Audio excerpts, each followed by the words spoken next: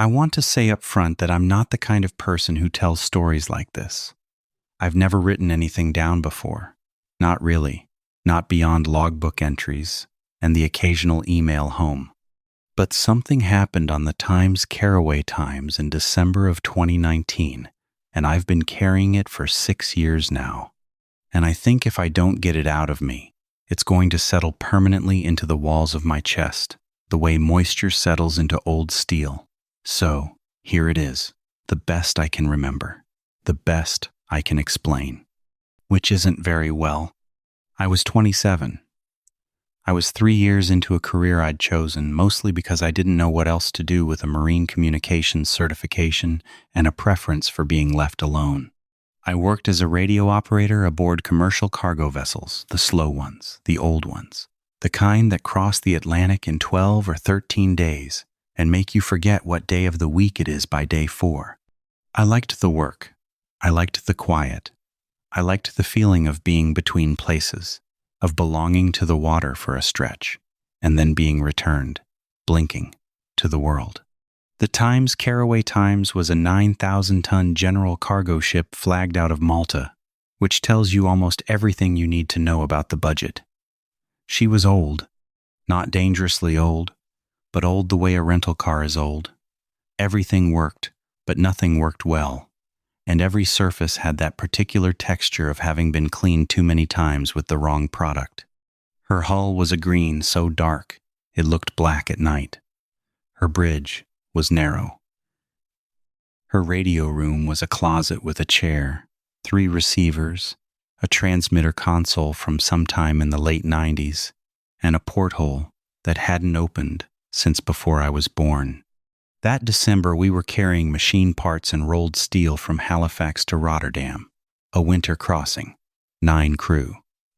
Captain Elias Bouchard, a Quebecois man in his late 50s, who had the quiet, measured authority of someone who'd been doing the same thing for 30 years and had stopped needing to raise his voice about any of it. First mate Darius Kroll, Polish, built like a fire hydrant, kind in a way that made you uncomfortable because you could tell he meant it. Chief engineer Yusuf Awad, Egyptian, who spoke to the engines the way some people speak to horses. A cook named Seo Jin, who made coffee so strong it felt like a personal challenge. A couple of deckhands. A bosun. Me. It was a skeleton crew for a ship that size, which meant everyone did a little more than their title suggested. I handled radio communications, monitored weather channels, maintained the GMDSS equipment, and ran the overnight watch in the radio room from midnight to 0600. That was my shift. 6 hours alone in a small metal room with a window full of nothing, listening to the ocean talk to itself across every frequency. People think the sea at night is silent. It's not. The ocean is full of noise. You get weather broadcasts cycling on repeat. You get automated signals from buoys and relay stations. You get fishing fleets chattering on VHF in Portuguese or Icelandic. You get the deep, rhythmic hum of the ship's own engines transmitted through the floor and the desk and the bones of your hands. And under all of it, you get static, constant, living static, this dense, whispering wash of electromagnetic noise that sounds like the whole Atlantic breathing. I loved it. Or, I did. We left Halifax on December 19th. The weather was bad before we cleared the harbor. By the time we hit open water, the fog had closed in so thick the bow was invisible from the bridge. Freezing rain came in bands. The sea was gray and slow and enormous. Darius told me once that winter Atlantic crossings were the closest a living man could get to understanding what purgatory felt like. I laughed when he said it. I think about that now. The first 2 nights were normal. I sat in the radio room with the red overhead light casting everything in that warm, drowsy glow they use to preserve night vision. I drank Seojin's coffee. I monitored Channel 16, logged routine traffic, checked the Navtex printouts, ran the scheduled position reports. The ship rolled gently. Rain hit the metal walls in waves, sometimes hard, sometimes barely there, like someone drumming their fingers while thinking. I could hear the foghorn going off every 2 minutes, that low, hollow note that always sounded more lonely than cautionary. It was the kind of work that makes you philosophical in a way you'd never be on land. There's something about being surrounded by that much dark water that loosens the bolts holding your ordinary thoughts in place. On the third night, December 21st, the solstice, though I didn't realize it at the time, I picked up something unusual. It was around 1:30 in the morning. I was half watching the Navtex and half reading a paperback I'd brought, some thriller I can't remember the name of. The MF receiver was set to 2,182 kilohertz, the international distress frequency, as it always was. The static was its usual self-thick, shifting, occasionally punctuated by the ghost of a voice from some transmission too far away to resolve. And then, very suddenly, the static cleared. Not faded, not thinned, cleared, like someone had drawn a curtain back from a window. The silence that replaced it was so total and so abrupt that I sat up straight and stared at the speaker the way you'd stare at a person who had just stopped breathing. In 6 years of this work, I'd never heard the static simply stop. Even in calm conditions, even in the dead of a windless night, there's always something on the frequency. The ionosphere doesn't just go quiet. I reached for the gain knob, thinking something had failed. And that's when the voice came through. It was male, calm, mid-sentence, as though it had been speaking for some time and I was only just now hearing it. The audio quality was wrong, not digital, not modern. It had that compressed, slightly tinny character of single sideband transmission, the kind of sound I associated with equipment from the 70s and 80s. And beneath the voice, very faintly, I could hear something else. Not static, something more like weather, like wind, recorded from a great distance. At position 5 to 1 degrees, 4 to 2 minutes north, 3 to 7 degrees, 18 minutes west, requesting immediate assistance. We have lost steerage and primary power. Repeat. This is the motor vessel times Yelena Voss, call sign Delta Alpha Foxtrot 7, at position 5 to 1 degrees. And then the static came back, like a wave closing over a gap, and the voice was gone. I sat there for maybe 10 seconds, not moving. Then I wrote down the coordinates and the call sign, because that's what you do. That's the training. Whatever you hear, you write it down. I replayed the moment in my head, trying to decide if the audio had been some kind of atmospheric skip, a signal bouncing off the ionosphere from somewhere far away, compressed and distorted enough to sound older than it was. It happens. Propagation on MF can do strange things at night, especially in winter, especially at high latitudes. I'd once picked up a Coast Guard broadcast from Bermuda while we were off the coast of Norway. Radio waves don't care about maps. Pay friend. But the coordinates bothered me. I pulled out the chart and plotted them. 5142 north, 3 to 718 west. It was mid-Atlantic, well off any standard shipping lane. And when I compared them to our own position report from that evening, they were close. Not identical, but close. Maybe 80 nautical miles to our northwest. I logged it as an unverified distress reception on 2,182 kilohertzes and noted the time, 1:34 UTC. I tried calling back on the same frequency. No response. I tried channel 16 VHF. Nothing. I monitored for another 20 minutes. The static was back to normal, thick and living, and whispering, as though nothing had happened. In the morning, I mentioned it to Captain Bouchard. He was in the mess, eating oatmeal with the mechanical patience of a man who'd eaten 10,000 bowls of oatmeal at sea. I told him I'd received a partial distress call. Gave him the details, mentioned the call sign. He listened without expression, which was his way. Delta Alpha Foxtrot 7, he repeated. Not a question. He looked at his oatmeal. Then he said, log it and monitor. If it repeats, come find me. Something in his tone made me pause. Not alarm, not surprise. Something closer to recognition. Like I'd reminded him of something he'd expected to forget. I went back to my bunk and slept badly. The way you always sleep during the day on these ships.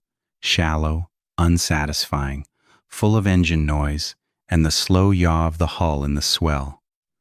When I woke up in the late afternoon, I did something I probably shouldn't have. I looked up the call sign. The Times Yelena Voss Times was a 4,200-ton passenger cargo vessel, Soviet-built, reflagged Cypriot. She carried mixed cargo and a small number of paying passengers between Murmansk and various Atlantic ports. On the 3rd of February, 1987, she departed Street, Johns, Newfoundland, bound for Reykjavik with a crew of 26 and 9 passengers. She never arrived. No wreckage was ever recovered. No distress signal was ever received by any station. The official maritime inquiry, conducted jointly by Icelandic and Canadian authorities, concluded that she had likely foundered in heavy weather sometime between February 5th and February 9th. All 35 souls were presumed lost. 32 years. That signal had come from a ship that had been gone for 32 years. I sat on my bunk and looked at the printout I'd pulled from our onboard reference database and tried to feel the appropriate thing. What I actually felt was a flat, heavy nothing, the kind of blankness that comes when information doesn't fit inside the space your brain has allocated for it. I told myself it was a hoax. I told myself it was an atmospheric echo, some impossibly preserved fragment of a real transmission bouncing around the ionosphere for 3 decades. I told myself there was a rational explanation and that I'd feel stupid about this later. I almost believed it. That night, December 22nd, I started my shift at midnight. The fog was worse. The rain had stopped, but the air was so saturated with moisture that the porthole looked like it had been painted gray. The foghorn was cycling every 90 seconds. I settled in, checked the equipment, poured coffee, opened my book. At 1:34 exactly, I noticed the time because I'd been watching for it. The static cleared again. Same voice. Same calm, measured delivery. Same compressed, single sideband audio. Same wind beneath the words. Motor Vessel Times Yelena Voss. Call sign Delta Alpha Foxtrot 7. At position 5 to 1 degrees, 4 to 1 minutes north, 3 to 6 degrees, 51 minutes west. Requesting immediate assistance. We have lost steerage and primary power. Repeat. D. I grabbed my pen and wrote the coordinates before the static closed back over the voice. Then I sat there, coffee growing cold in my hand, and compared them to the previous nights. The position had changed. The latitude was nearly the same, but the longitude had shifted east, toward us. I pulled the chart down and plotted it. The new position was maybe 50 nautical miles from our current location. Whatever this was, it was moving, and it was moving in our direction. I found Bouchard on the bridge. He was standing at the forward windows looking into nothing, just fog and the faint glow of the running lights reflecting off moisture. Darius was there too, doing something with the radar display. I told them what I'd heard. I showed them the coordinates. Bouchard looked at the chart for a long time. It's closer, I said. Not because I thought he couldn't see that, because I needed someone else to say it out loud. Yes, he said. Then he folded the chart and handed it back to me and said something that changed the shape of the rest of that voyage. He said, "There are some things I need to tell you about how we handle this. I should have told you when you came aboard. That was my mistake." We sat in the chart room, me, Bouchard, and Darius. who apparently already knew what Bouchard was about to say. Bouchard spoke quietly, the way he did everything. He told me that the Times Yelena Voss Times signal had been documented before. Not widely, not officially, but among certain crews, on certain routes, in certain winters, it was known. He said that the previous radio operator on the Times Caraway times a man named Arsenault, who had left the ship 8 months earlier for reasons described only as personal, had received the same transmissions during a January crossing 2 years prior. Arsenault had followed all the standard procedures. He'd reported it to the Coast Guard. He'd attempted contact. He'd done everything right. And things had gotten worse. Bouchard wouldn't say exactly what worse meant, but he gave me a set of guidelines. He didn't write them down. He made me repeat them back. If the transmission comes through after 2:13 a.m., do not respond. Do not acknowledge. Do not key the microphone. If the transmission repeats 3 times in sequence, mute the speaker for exactly 60 seconds. Not 61, not 59. Time it. 2, 2, 2, 6. If the foghorn sounds and the transmission is active, nobody goes onto the outer deck. Nobody. If the coordinates in the transmission match the previous night's coordinates exactly, do not log them. Skip the entry. Leave the line blank. 2, 2. If the voice asks how many crew are awake, do not respond. Do not respond, even if it uses your name. Keep the radio room lights dim after midnight. Do not use the overhead fluorescents. If the static stops completely, no voice, no noise, just absolute silence, wake the captain immediately. Do not wait. Do not listen to the silence. Come, find me. I asked him why. I asked him what all of this was for. He looked at me with an expression I can only describe as tired compassion, the face of a man who understood something he couldn't explain and had made peace with that limitation a long time ago. Because Arsenault didn't follow the rules, he said. And by the end of that crossing, there were voices coming from inside the ship that didn't belong to anyone on board. I went back to the radio room. I followed the rules. And for the next 3 nights, the transmissions continued. They always started with the static clearing, always between 1:30 and 1:45. Always the same voice, the same cadence, the same faintly antique audio quality. But the content was changing. The coordinates kept shifting east, closer to our track. The description of the emergency began to include new details: flooding in the engine room, a list to port, passengers being moved to upper decks. It sounded like a ship slowly dying, narrated in real time, except the real time was 1,987, and the dying had already happened. I followed the rules. I didn't respond after 2:13. When the transmission repeated 3 times in a row, which it did on December 24th, Christmas Eve, I muted the speaker and counted to 60 while staring at the clock and feeling something in my chest that wasn't quite fear and wasn't quite grief. When the foghorn sounded during a transmission, I stayed in my chair. When the coordinates matched the previous nights, I left the log blank and felt a wrongness in doing so that I can't describe, except to say it felt like lying to a dying man. It was the voice that broke me down. Not because it was threatening, because it was calm. It was so calm. Whoever was speaking, whoever had been speaking in 1987, when the Times Yelena Voss Times went dark, had the steady, practiced tone of a professional doing his job under pressure. You could hear him choosing his words carefully. You could hear him trusting that someone was listening. And every night, I sat in that small red-lit room and did nothing, because a set of rules told me that helping was the most dangerous thing I could do. On December 25th, Christmas morning, the voice said my name. I was monitoring at 1:40. The transmission had started with its usual pattern, Static clearing, coordinates, vessel identification, description of emergency.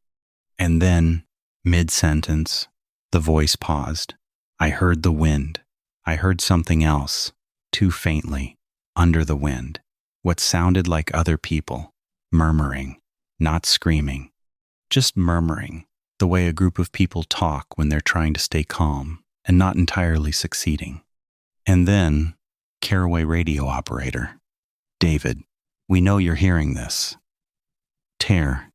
My name is David Lowell. It's not in any transmission. It's not broadcast. There is no way a signal from 1987 should know who is sitting in a radio room in 2019. And yet the voice said it the way you'd say the name of someone standing in front of you. Not a guess, a recognition. I did not respond. My hand was on the microphone key. My thumb was on the button. I did not press it.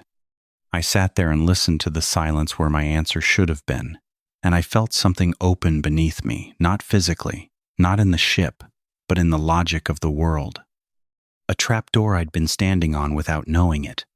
The voice continued after a moment, as if it had expected the silence. How many are awake? I reached over and muted the speaker. I counted to 60. I unmuted. The static was back. The voice was gone. I sat in the red glow of the radio room and listened to rain begin again against the metal wall, and realized my hands were shaking and my coffee was cold, and I'd been holding my breath for so long that the first inhale felt like surfacing from deep water. I went to find Bouchard. It was 4 a.m. He was in his cabin, but he wasn't sleeping. He was sitting on the edge of his bunk, fully dressed, with his reading light on and a book open face down on the mattress beside him. He looked at me standing in his doorway, and I think he already knew. It said my name, I told him. Yes. It asked how many are awake. What did you do? Muted. 60 seconds, like you said. He nodded. He rubbed his face with both hands. Then he asked me to sit down, and he told me about Arsenault. Arsenault had answered the question. He'd picked up the microphone one night at 2:30 a.m. after the rules said to stay silent, and he'd told the voice how many crew were awake. 3, he'd said. He'd been wrong, there were 4, because the cook had gotten up for water, but it didn't matter. What mattered is that he'd answered. And after that, the transmissions had changed. They stopped coming from the radio. They started coming from other places. The intercom, the engine room speaker, the PA system that hadn't been powered on in years. Arsenault heard the voice in the ventilation ducts, in the cargo hold, in the empty cabin next to his. And it wasn't just the one voice anymore. It was several. It was the murmuring. Arsenault lasted 4 more days before he refused to enter the radio room. Bouchard finished the crossing running communications himself. When they reached port, Arsenault walked off the ship, checked into a hotel, and never returned to sea. Bouchard heard through a mutual contact a year later that Arsenault had moved to a small town in inland Quebec, as far from the ocean as he could get, and still slept with earplugs because of a sound he said lived in his walls. What sound? I asked. Static, Bouchard said. Very faint, but constant. He said it was always there, underneath everything, like tinnitus, except it had a direction. It was always coming from the east. I didn't sleep that day. I lay in my bunk and stared at the overhead and listened to the engine and the hull and the sea moving against the ship's skin, and I tried to decide if what I was feeling was fear. It wasn't, exactly. It was something else, something more like vertigo. The feeling you get when you look down and realize the ground you've been walking on is much thinner than you thought. That evening, Darius came to find me in the mess. He sat down across from me with his own coffee and didn't say anything for a while. Then he said, "The captain told you about Arsenault. The captain told you about Arsenault. Yeah, you're scared. I don't know what I am. He nodded. You know what I think? I think the ocean keeps things, not on purpose, not with malice, the way a field keeps bones. Things go down and they don't go away. They just become part of the medium. And sometimes, when conditions are right, the medium speaks. That's supposed to make me feel better? No, he said. It's supposed to make you feel less alone in not understanding it. And it did, somehow. That's the thing I want people to understand about what happened on the Times Caraway. It wasn't just horror. It was intimacy. 9 people on an old ship in the middle of the darkest part of the year, doing their jobs in the presence of something that none of them could explain, and finding in that shared impossibility a kind of closeness that I've never experienced before or since. Seojin made elaborate meals on Christmas Day. Yusuf kept the engines running with a tenderness that bordered on devotion. The deckhands secured lines and checked fittings in the freezing rain without complaint. We ate together. We didn't talk about the transmissions at dinner. We talked about families, about home, about places we'd been and things we'd seen, and underneath all of it was the unspoken knowledge that something was pacing us in the dark. And that made everything we said to each other feel more honest, more necessary. The transmissions continued every night. I followed the rules.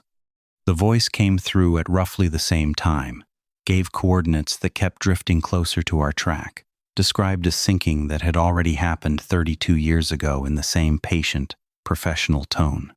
Sometimes it said my name. Sometimes it asked questions I didn't answer. Once, on December 27th, it said something that wasn't part of the distress call at all. It said, "The water is very cold, David, but the waiting is colder." I muted the speaker and counted and tried not to think about what that meant. On December 28th, the coordinates in the transmission matched our position exactly. I plotted them 3 times to be sure. The voice gave its usual reading, latitude, longitude, degrees, and minutes, and when I laid them on the chart, the pencil mark fell directly on top of the X, marking our own last reported position. Identical. To the minute. Following the rules, I did not log the coordinates. I left the line blank. But I stared at that chart for a long time, at 2 X marks sitting on top of each other like a double exposure, and I felt the trapdoor widen beneath me. I found Bouchard on the bridge. He was already there, as though he'd been waiting. "The coordinates match," I said. He didn't answer right away. He was looking out the forward windows at the fog, which had been unbroken for days now. The running lights made the moisture glow faintly, a soft halo of green and red that extended maybe 30 feet before the dark ate it. The sea was calm. The foghorn sounded every 90 seconds. The radar showed nothing, no contacts, no returns, just the slow sweep of the arm across empty green glass. "There," he said, not pointing, just saying it, looking forward into the fog. "There what?" "Listen." I listened.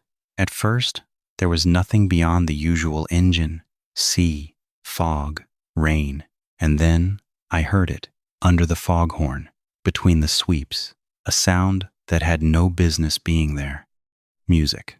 Faint, tinny, distorted by distance and moisture, but unmistakable. An old melody played on a piano, drifting across the water from somewhere ahead of us in the fog. Darius came up to the bridge without being called. Then Yusuf, then 2 of the deckhands. One by one, the crew gathered, drawn by something none of them could have named. And they stood at the forward windows looking into the glowing fog and listening to music that was coming from a ship that had been gone since before most of them were born. "Nobody goes outside," Bouchard said, quietly, firmly. "Nobody." The music played for 11 minutes. I know because I watched the clock, because watching the clock was the only thing I could do that felt like maintaining a grip on the world. It was something classical, something Russian, though I couldn't identify it. It had a quality that made my chest hurt, not from fear but from sadness. So deep, it felt architectural, like it had been built into the structure of the melody itself. And then the music stopped, and the foghorn sounded, and from somewhere in the fog, very close, another foghorn answered. Not an echo, an answer, a different pitch, a different duration, a different voice. A horn from a ship that wasn't on our radar, wasn't on any chart, wasn't supposed to exist. Bouchard ordered a course change, 5 degrees to starboard, enough to adjust our track without anything dramatic. The helmsman complied. Nobody spoke.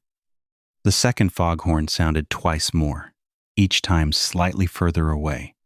And then the fog swallowed it, and there was nothing left but our own horn, and the engine, and the rain, and the silence of 8 people standing together in a small room, not speaking about what they'd just heard.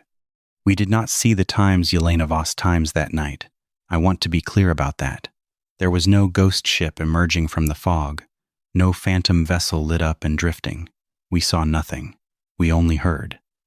And somehow that was worse, because seeing would have given us something to explain or dismiss, and hearing left us with only the knowledge that something had been there, close enough to share the same water, close enough to answer our horn.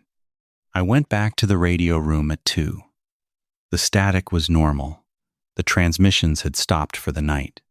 But at 2:13, exactly 2:13, the time after which I was never supposed to respond, the speaker emitted a single burst of audio, not the voice, not a transmission, a sound, brief, percussive, and unmistakable. A door closing, not on the radio, on the ship, transmitted through the speaker from somewhere inside the Times Caraway. A door that shouldn't have been relayed through the radio system, because the radio system wasn't connected to any internal microphone, because there were no internal microphones, because this was a cargo ship and not a surveillance vessel. And yet the sound came through the speaker, clear and close and real, and it was the sound of a heavy metal door being pulled shut with care. I sat perfectly still. The static resumed. Nothing else happened. But I knew the way you know a sound in your own house, the way you can tell the difference between the wind and a hand on a doorknob, that the sound had come from the deck below me, from the corridor that led to the empty passenger cabin, the one next to mine. I did not go down to check. I stayed in my chair.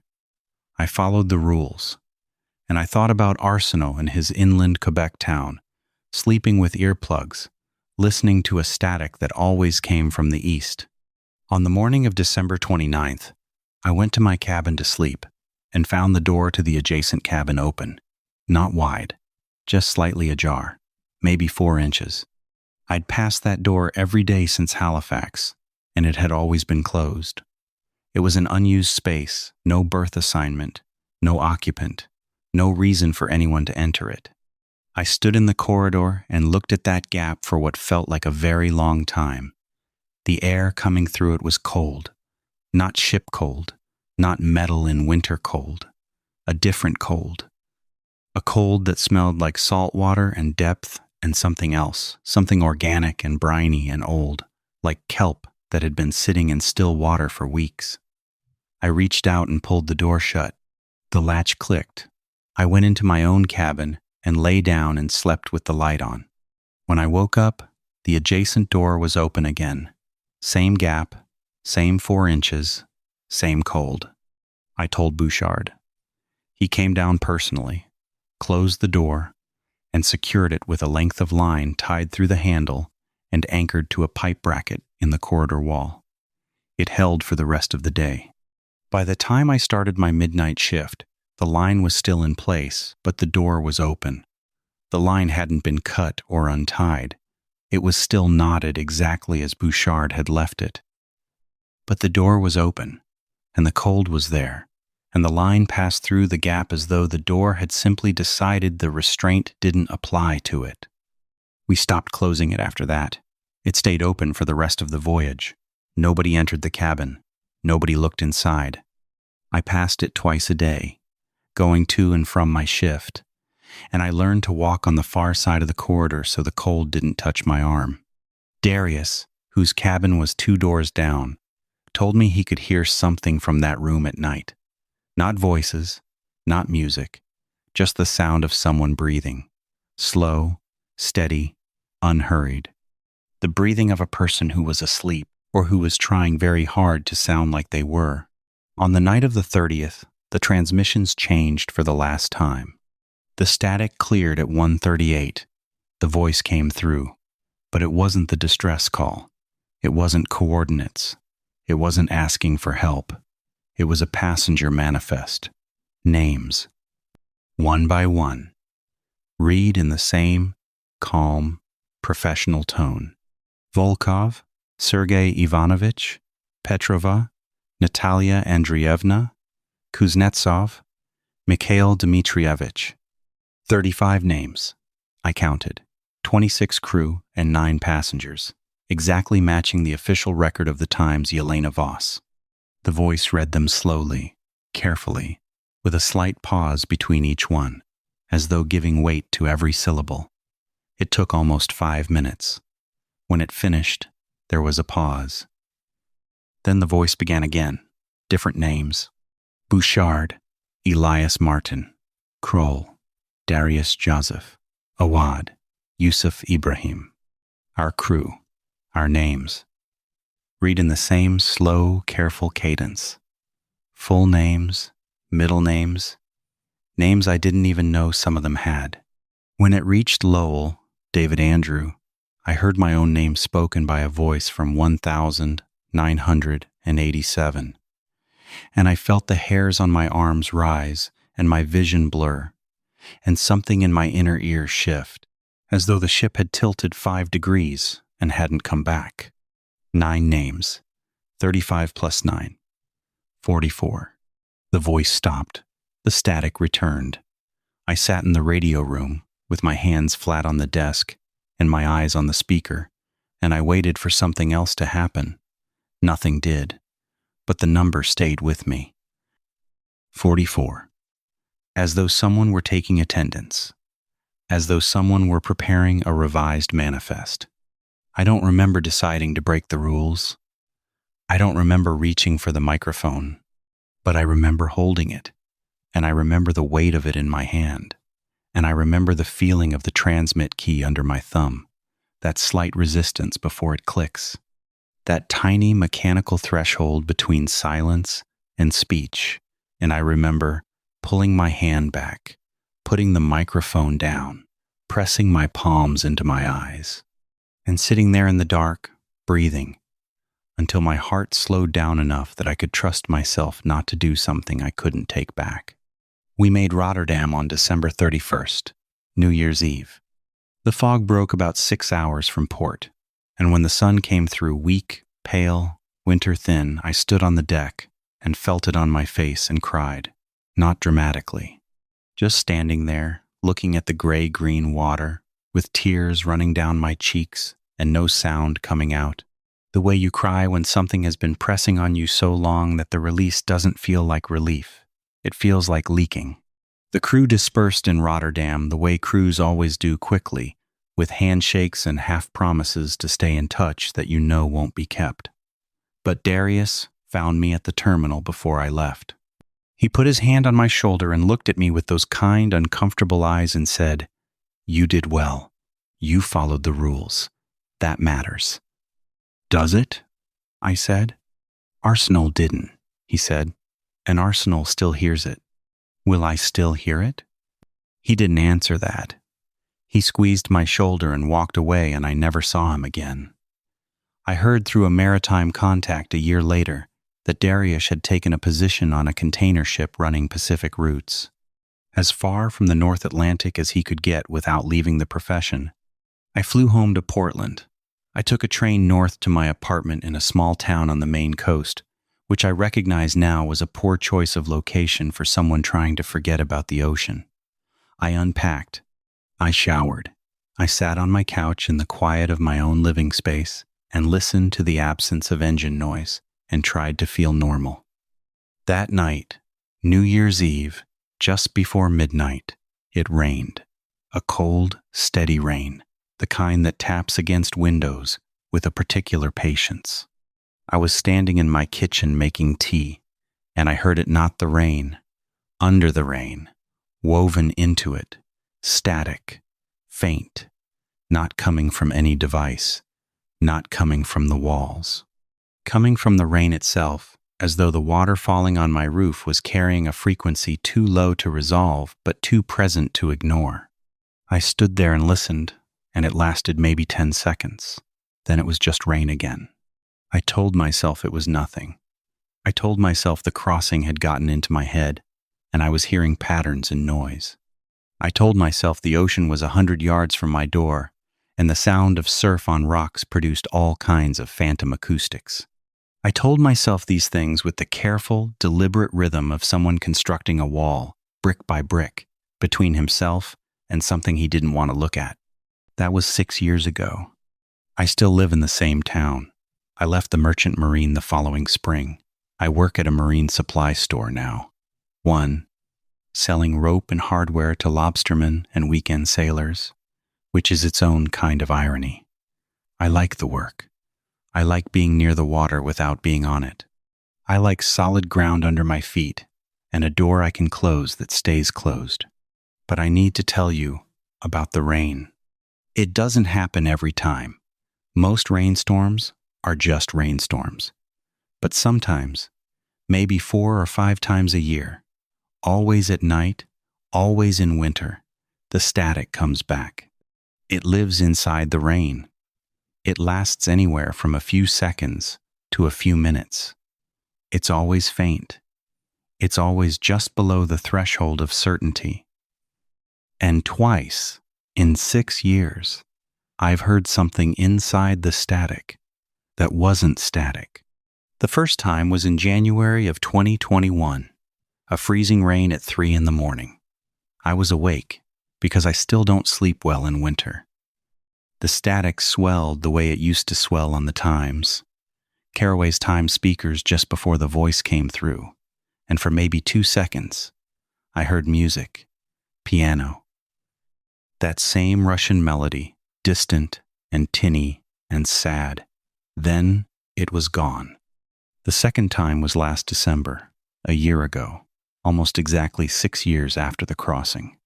It was raining hard, the kind of rain that turns the world into a wall of sound, and I was lying in bed listening to it the way I always do, half asleep, half monitoring when the static rose and the rain seemed to part around a pocket of clarity. And I heard, very faintly, a voice. It said, "David," just my name, once, in a tone that wasn't threatening or demanding or desperate. It was the tone of someone confirming you're still there, a roll call, an attendance check, the sound of someone making sure the manifest was still accurate. I lay in the dark, and I didn't answer, and the rain came back and covered it, and I lay there for a long time, listening, and nothing else came through. I think about what Darius said on the terminal in Rotterdam. You followed the rules. That matters. I think he was right. I think the rules are the only reason I'm here, in this apartment, telling this story, instead of wherever Arsenault is, sleeping with earplugs, trying to block out a sound that doesn't come from outside. But I also think about what the voice said on the 27th of December, 2019. The water is very cold, but the waiting is colder. And I think about 44 names read aloud in a calm, professional voice. And I think about my name among them. And I wonder what the waiting is for. I wonder what it means to be on a list you didn't sign up for. I wonder if the rules don't protect you so much as postpone something. Every winter, the rain comes.